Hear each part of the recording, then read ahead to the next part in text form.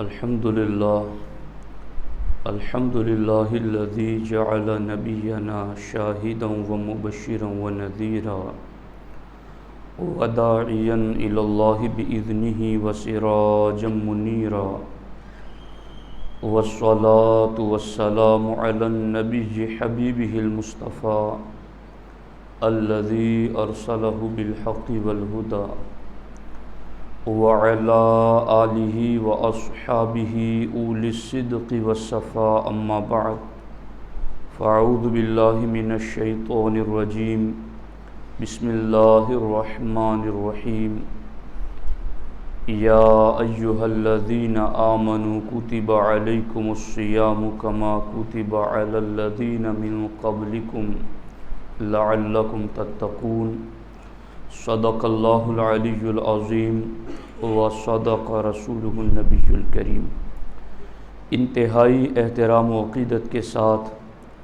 حضور سید المرسلین خاتم الانبیاء شفیع المذنبین رحمۃ للعالمین صلی اللہ تعالی علیہ وآلہ واصحابہ وبارک وسلم کی بارگاہ میں اپنی غلامی کا ثبوت دیں اور جس طریقے سے میں پڑھاؤں میرے ساتھ مل کر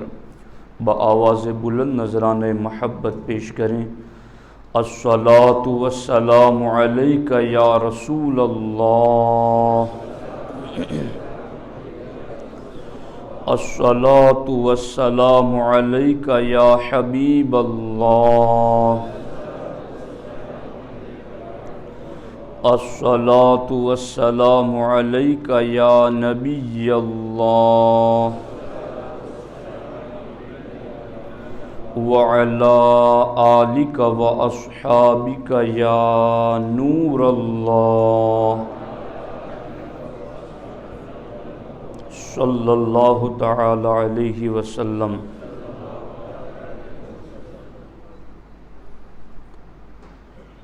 ماہ رمضان اور روزوں کے فضائل کے حوالے سے کچھ احادیث آپ کی خدمت میں عرض کرنا چاہتا ہوں۔ حضرت سیدنا ابو امامہ رضی اللہ تعالی عنہ سے روایت ہے، وہ کہتے ہیں کہ میں نے اللہ کے رسول علیہ الصلاۃ والسلام کی خدمت میں عرض کیا، مرنی بعمل، یا رسول اللہ صلی اللہ علیہ وسلم آپ مجھے کسی عظیم عمل کا حکم عطا فرمائیں، کسی بڑے عمل کا حکم عطا فرمائیں۔ تو ہمارے آقا علیہ الصلاۃ والسلام نے فرمایا، علیک بالصوم فإنہ لا عدل لہ۔ سرکار دو عالم صلی اللہ تعالی علیہ وسلم نے فرمایا کہ تم پابندی سے روزے رکھا کرو، اس لیے کہ روزے کے برابر کوئی عمل نہیں ہے۔ انہوں نے پھر عرض کیا، مرنی بعمل، یا رسول اللہ صلی اللہ علیہ وسلم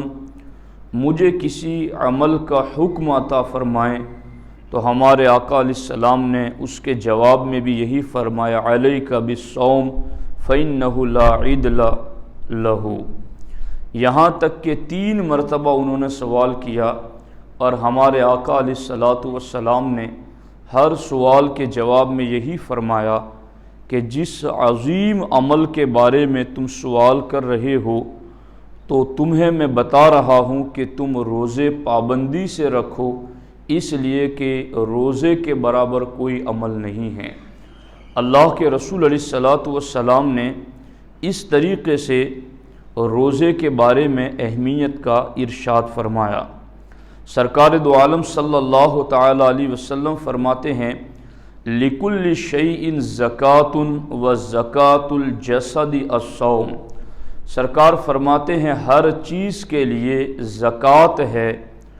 اور انسانی بدن کی زکوٰۃ روزہ ہے۔ لوگ اپنے مشین کو سال میں 1 مرتبہ سروس کراتے ہیں کہ یہ اچھی طرح سے کام کر سکے۔ اللہ رب العزت نے سال میں 1 پورا مہینہ ایمان والوں کے لیے ان کے باطن کی سروس کے لیے رکھا ہے تاکہ ان کا باطن پاک صاف اور ستھرا رہے۔ تو ہر چیز کے لیے ایک زکوٰۃ ہے، اور بدن اور جسم کی زکوٰۃ روزہ ہے۔ ہمارے آقا حضور سید عالم صلی اللہ تعالی علیہ وسلم نے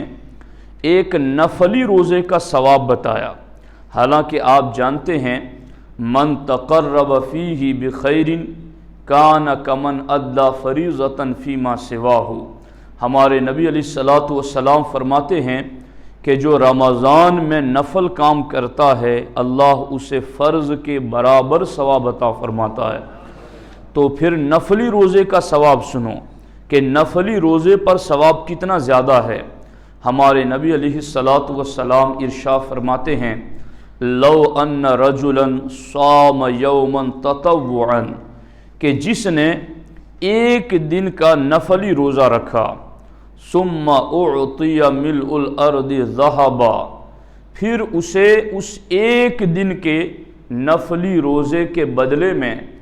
پوری زمین کے برابر سونا دیا گیا، سرکار فرماتے لم یستوفی ثوابہ،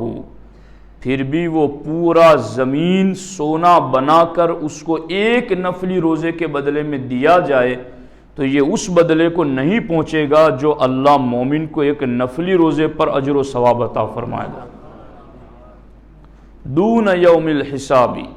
سرکار فرماتے ہیں پوری زمین سونا بنا کر ایک نفلی روزے کے بدلے میں دی جائے تو اس کا مکمل بدلہ نہیں ہو سکتا، ہاں اس ایک دن کے نفلی روزے کا ثواب اللہ یوم قیامت کو عطا فرمائے گا۔ تو نفلی روزے کا ثواب، جبکہ اس مہینے میں تو روزے فرض ہیں، اور اس مہینے کی شان یہ ہے کہ یہاں تو نفل کا ثواب فرض کے برابر ہیں، تو جب نفل کا ثواب فرض کے برابر ہو تو پھر فرض کا ثواب کتنا زیادہ ہوگا، چونکہ ہر کوئی جانتا ہے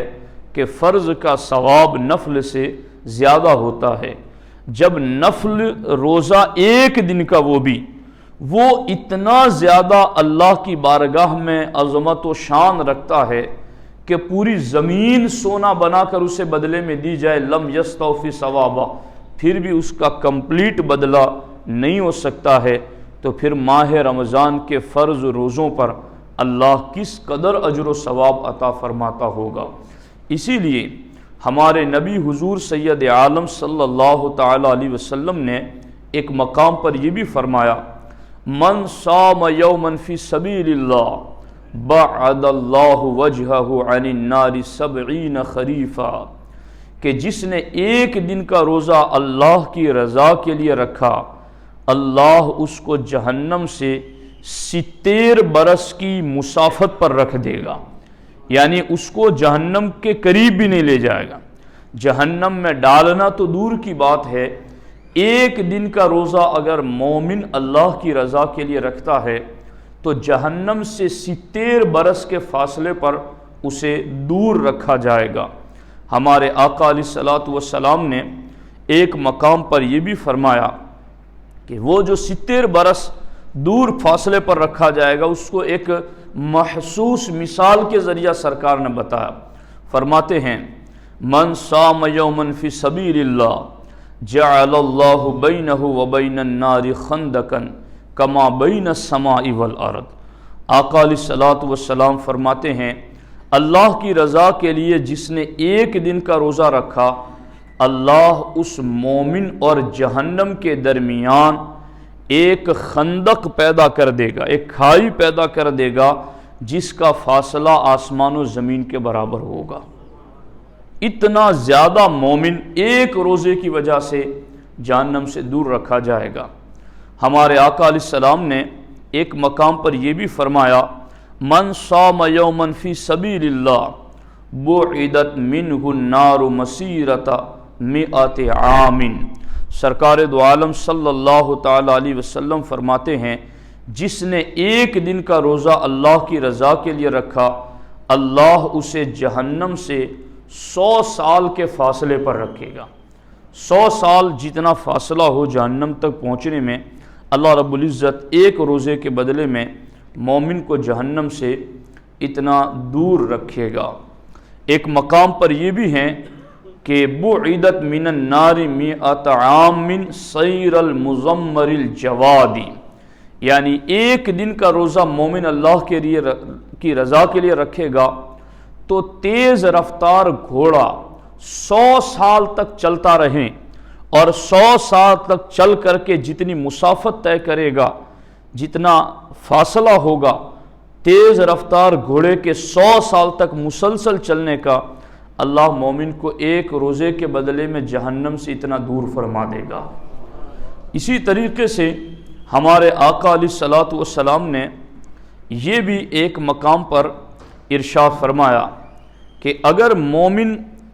اللہ کی رضا کے لیے روزہ رکھتا ہے تو سرکار فرماتے ہیں من صام یوما ابتغاء وجہ اللہ باعدہ اللہ تعالی من جہنم کبعد غراب طار وہو فرخ حتی مات حرما۔ سرکار فرماتے ہیں جس نے ایک دن کا روزہ اللہ کی رضا کے لیے رکھا، اللہ اس کو جہنم سے اتنا دور رکھے گا کہ ایک کوا پیدا ہو کر کے اڑنے لگا اور پیدا ہونے کے بعد اڑتا رہا یہاں تک کہ بوڑھا ہو کر کے مرا۔ تو ایک کوا پیدا ہونے سے لے کر بوڑھا ہو کر مرنے تک جتنا اڑتا ہے، اور میں نے اس پر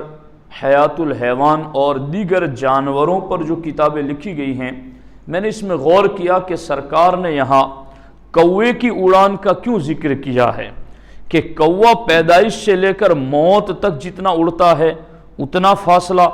تو حقیقت میں یہ پتہ چلا کہ کووں کی عمریں بہت لمبی ہوتی ہے، کسی کی 700 سال، کسی کی 800 سال،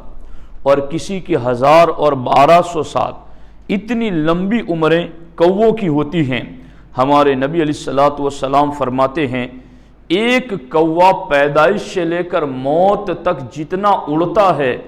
اللہ مومن کو ایک دن روزے کے بدلے میں جہنم سے اتنا دور فرما دیتا ہے۔ تو آپ اندازہ لگائیں کہ ماہ رمضان کے روزوں کا کس قدر اجر و ثواب ہیں۔ اسی لیے ہمارے نبی علیہ الصلوۃ والسلام نے فرمایا لو یعلم العباد ما فی رمضان لتمنت امتی ان تکون السنۃ کلھا رمضان۔ سرکار فرماتے ہیں اگر بندوں کو پتہ چل جائے کہ رمضان میں کیا ہے تو وہ تمنا کریں کہ کاش پورا سال ہی رمضان جاری رہتا۔ اگر لوگوں کو پتہ چل جاتا کہ رمضان میں کیا ہے، میں نے وہ حدیث سے بارہا آپ کو سنائی ہیں کہ رمضان کا چاند نظر آتے ہی رحمت کے، آسمان کے اور جنت کے دروازے کھل جاتے ہیں، فلم یغلق باب منہا، اور رحمت کے، جنت کے اور آسمان کے سارے دروازے پورا مہینہ ان دروازوں میں سے ایک دروازہ بھی بند نہیں ہوتا ہے، وہ کھلے ہی رہتے ہیں۔ میں نے سوچا کہ اس کو میں کیسے سمجھاؤں کہ یہ دروازے کھلے ہوئے ہیں، چونکہ آج لوگ دیکھنا چاہتے ہیں کہ ہم دیکھیں تو مضبوط ایمان ہوں۔ تو یاد رکھنا یہ جو بندہ عام دنوں میں پیٹ بھرا ہوا ہے پھر بھی نماز کے لیے نہیں آتا، لیکن رمضان میں بھوکے پیٹ بھی مسجد میں آ جاتا ہے، یہ رحمت کے دروازے ہی تو کھلے ہوئے ہیں۔ عام دنوں کے اندر اسے عشاء کی نماز پڑھنا بھی بار لگتا ہے، لیکن ان دنوں کے اندر ابھی اس کا افطار کے بعد پیٹ بوجھل بھی ہیں، لیکن پھر بھی تراویح میں پوری 20 رکعتیں، سوا پارہ، 1.5 پارہ وہ کھڑا رہ کر کے قرآن سنتا ہے، یہ رحمت کے دروازے ہی تو کھلے ہوئے ہیں۔ عام دنوں کے اندر لوگوں کو قرآن کھولنے کا موقع نہیں ملتا، لیکن ان دنوں میں بندہ یوں تو اس کی کیفیت یہ ہے کہ یہ اپنے کھانے کے وقت سے آدھا گھنٹہ بھی کھانا لیٹ ہو جائیں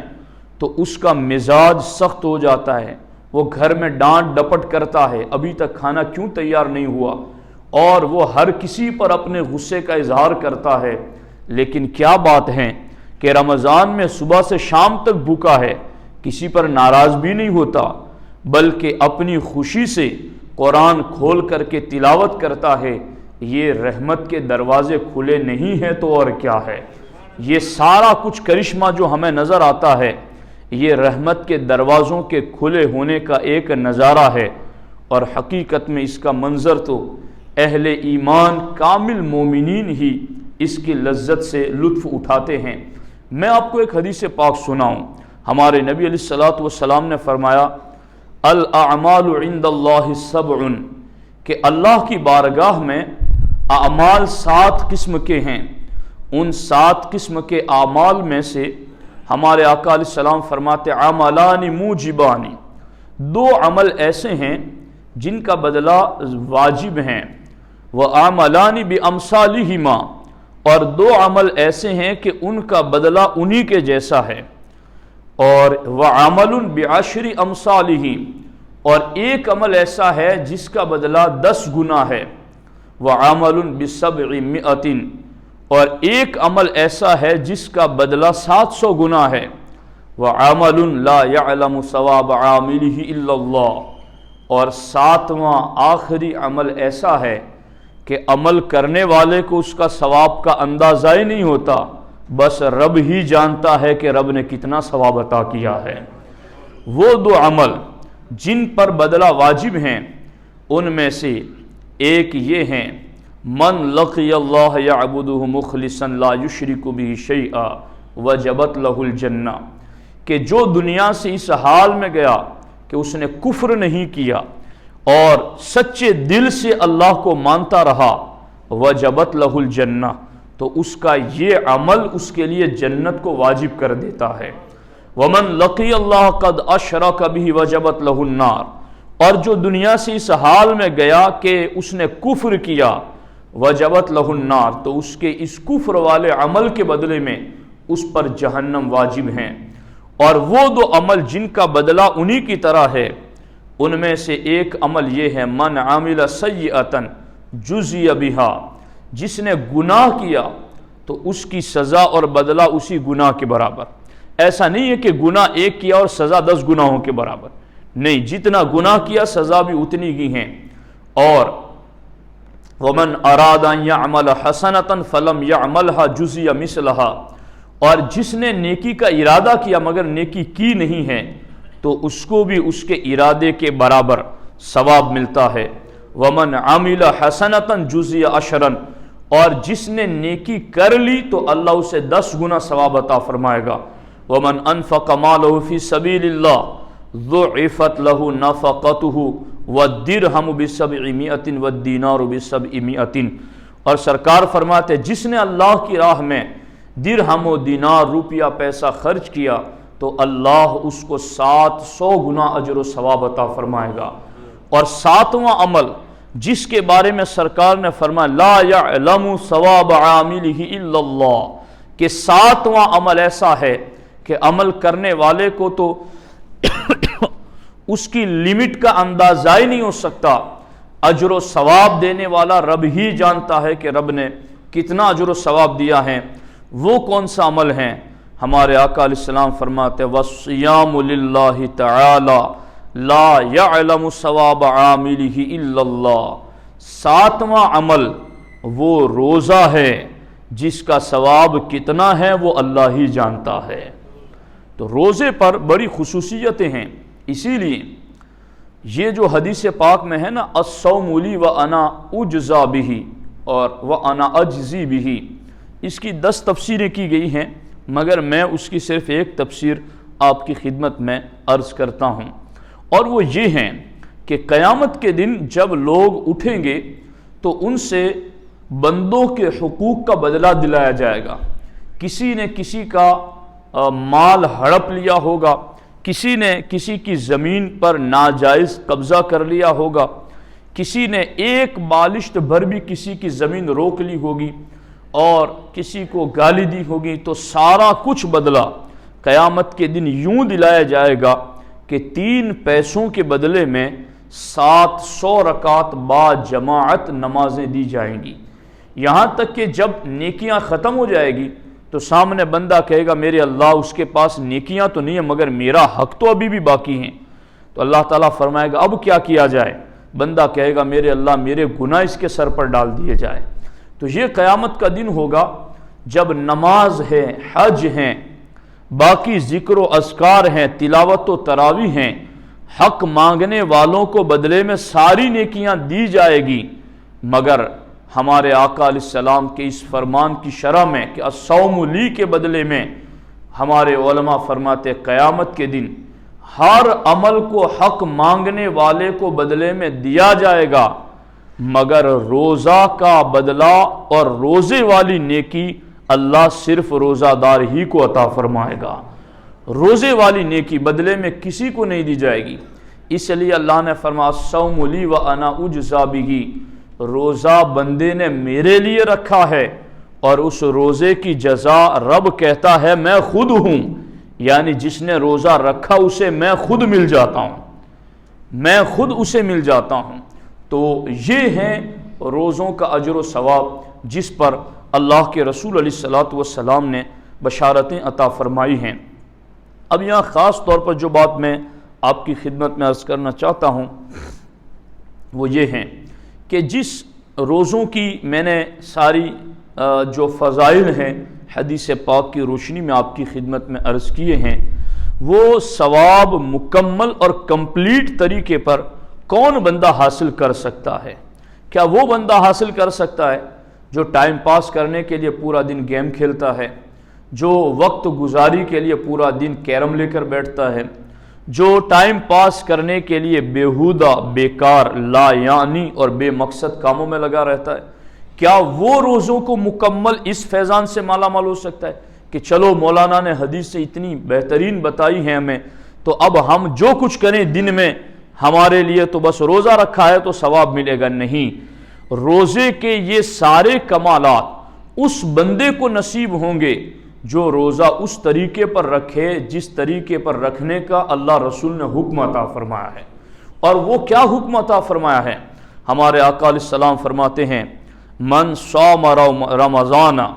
وعرف حدودہ وتحفظ مما ينبغي له ان يتحفظ کفر ما قبلہ۔ سرکار دو عالم صلی اللہ تعالی علیہ وسلم کے اس فرمان کا ترجمہ یہ ہے کہ جس نے ماہ رمضان کا روزہ رکھا وعرف حدودہ، اور روزے کے سارے اصولوں کو جان لیا کہ روزے میں کیا کرنا چاہیے اور کیا نہیں کرنا چاہیے، وہ سارا جان لیا، وَتَحَفَّظَ مِمَّا يَنبَغِي لَهُ أَن يُتَحَفَّظَ، اور جن جن چیزوں سے بچنا ہے ان چیزوں سے بچنے لگا، کفر ما قبلہ، تو اللہ پہلے کی ساری خطاؤں کو معاف فرما دیتا ہے۔ تو یہاں پر عرف حدودہ وتحفظ مما ينبغي له ان يتحفظ، یہ لفظ خاص طور پر قابل توجہ ہیں کہ روزہ رکھا بھی رمضان کا اور روزے کے آداب بھی جانے کہ روزہ رکھ کر کے روزے کے آداب کیا ہوتے ہیں۔ ایک بندہ مسجد میں آئے، نماز کے لیے کھڑا ہو اور سارا کچھ کرے مگر قرات ٹھیک نہ کریں، سجدہ ٹھیک نہ کریں، تو پھر وہ کمال نماز کا اسے نہیں مل سکتا ہے۔ نماز کی نورانیت سے وہ بندہ نماز پڑھ کر کے بھی محروم رہتا ہے۔ تو کہیں ایسا نہ ہو کہ روزے جیسی اہم ترین عبادت جو بندہ محض اللہ کی رضا کے لیے رکھتا ہے، چونکہ روزے میں کوئی دکھاوا نہیں ہوتا ہے، تو کہیں ایسا نہ ہو کہ روزہ رکھا ہے اور ہم اس کے کامل فیض سے محروم رہ جائے۔ تو روزے کے آداب بھی جانیں اور پھر اس کی پابندی کریں۔ ہمارے آقا علیہ السلام کی خدمت میں دو عورتوں کو لایا گیا جنہوں نے روزہ رکھا تھا۔ سرکار نے فرمایا ان کے سامنے برتن رکھو،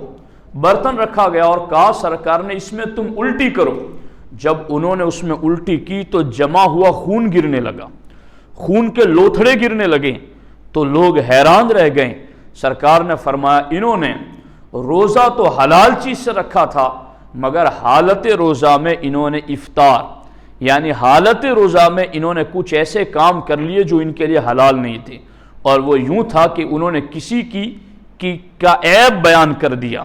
تو یہ عیب بیان کرنے کی وجہ سے ان کے منہ سے وہ جمع ہوا خون اور گوشت کے لوتھڑے گرنے لگے۔ ہمارے آقا علیہ السلام فرماتے ہیں کہ من لم یدع قول الزور فلیس للہ حاجۃ ان یدع طعامہ وشرابہ کما قال۔ سرکار فرماتے ہیں کہ جو حالت روزہ میں جھوٹ بولنا نہیں چھوڑتا ہے تو اللہ کو کوئی حاجت نہیں ہے کہ وہ بھوکا پیاسا رہے، یعنی بھوکا پیاسا رہنے سے اسے اللہ کی کامل رضا نصیب نہ ہوگی جب تک کہ وہ حالت روزہ میں جھوٹ بولنا نہ چھوڑ دے۔ تو روزے کے یہ سارے آداب ہیں کہ روزے میں بندہ فضول لا یعنی بیکار کاموں سے بچے، گناہ سے بچے، آنکھ، کان، زبان، دل اور اپنے ہاتھ پاؤں کو مکمل طریقے پر محفوظ رکھے۔ حقیقت میں یہ بات پہلے بھی عرض کرتا رہا ہوں کہ ماہ رمضان ایک ماہ تربیت ہے۔ ماہ رمضان ہمارے ایمان کی تربیت کر رہا ہے، اور میں تو اللہ کا شکر ادا کرتا ہوں جتنا میں اس میں غور کرتا ہوں کہ اگر اللہ نے یہ رمضان جیسا مہینہ ہمیں نہ دیا ہوتا تو ہم پلٹ کر اس کی بارگاہ میں کیسے آتے، ہمارے دلوں کو تازگی کیسے ملتی، ہمارا ایمان مضبوط کیسے ہوتا۔ یہ جو مسلمان اپنے گھر میں ہیں، فریج ہیں، پانی ٹھنڈا ہے، سارا فروٹ بھی ہے، دروازے بھی بند ہیں، کوئی انسان دیکھنے والا بھی نہیں ہے، مگر وہ پانی کو ہاتھ نہیں لگاتا، وہ کھانے کے قریب نہیں جاتا، وہ اپنی حلال بیوی کے قریب نہیں جاتا ہے، اس لیے کہ روزہ اس کا ایمان مضبوط کرتا ہے کہ تجھے تنہائی میں بھی تیرا رب دیکھ رہا ہے، تو نے روزہ رکھا ہوا ہے۔ تو یہ ماہ رمضان تو آ کر کے ہمارے ایمان بالغیب کو مضبوط کرتا ہے۔ تو خدا را ایسی عظیم عبادت میں کوئی ایسا بیکار کام نہ کریں کہ جس سے روزے کی نورانیت ختم ہو جائے۔ اس میں تو آپ کو کرنا کیا ہے، ہاتھ میں تسبیح ہو، آپ کے وقت ہو فوراً قرآن پڑھیں، علماء اہل سنت کے بیانات سنیں، کتابیں پڑھیں، اور اپنے آپ کو یوں نیکیوں میں مشغول رکھے کہ یہ مہینہ جب گزرے تو ایسی تربیت ہو جائے آپ کی کہ ماہ رمضان کے ایک مہینے نے ہماری ایسی تربیت کر دی ہو کہ باقی 11 مہینے بھی اللہ کی عبادت میں گزر جائیں۔ اسی لیے علامہ ابن جوزی علیہ الرحمہ نے ایک آخری بات عرض کرتا ہوں، علامہ ابن جوزی علیہ الرحمہ نے لکھا ہے کہ حضرت یعقوب علیہ السلام کے 12 بیٹے تھے، ان 12 میں ایک یوسف علیہ السلام۔ 11 بھائیوں نے یوسف علیہ السلام کو کنویں میں ڈالا، پھر نکالا گیا تو انہیں بیچ دیا، پھر مصر کے تخت پر بیٹھے تو غلہ مانگنے گئے، اور پھر پہچان ہوئی، اور پھر حضرت یوسف علیہ السلام کے سامنے وہ ڈر گئے، معافیاں مانگنے لگے کہ آپ پر ہم نے بڑی زیادتی کی، ہمیں معاف کر دیں۔ تو حضرت یوسف علیہ السلام نے کہا لا تثریب علیکم اليوم، آج میں تمہیں کوئی ملامت نہیں کروں گا، ڈانٹ ڈپٹ بھی نہیں کروں گا، آج میں تمہارے لیے رب کی بارگاہ میں دعائیں مغفرت کرتا ہوں۔ علامہ ابن جوزی کہتے ہیں کہ حضرت یوسف علیہ السلام نے دعا کی، اللہ نے 11 بھائیوں کو معاف کر دیا۔ بس اسی طریقے سے جب مومن ماہ رمضان اللہ رسول کی رضا کے مطابق گزارتا ہے تو ماہ رمضان رب کی بارگاہ میں شفاعت کرتا ہے۔ ادھر ایک یوسف جو یعقوب علیہ السلام کو 12 میں سب سے زیادہ محبوب تھے، ادھر 12 مہینوں میں رمضان رب کو سب سے زیادہ محبوب ہے۔ ادھر یعقوب علیہ السلام کے محبوب نے دعا کی، رب نے ان کے 11 بیٹوں کو معاف کر دیا۔ ادھر رب کے محبوب ماہ رمضان نے جب مومن کے لیے بخشش کی دعا کر دی تو رب مومن کے 11 مہینے کے گناہوں کو معاف فرما دیتا ہے، مگر یہ کہ ہم اس کو کمال طریقے پر گزارنے کی کوشش کریں۔ رب ذوالجلال کی بارگاہ میں دعا ہے اللہ تعالی ہمیں روزوں کا کامل فیض نصیب فرمائے۔ ایک اعلان ہے، وہ یہ ہے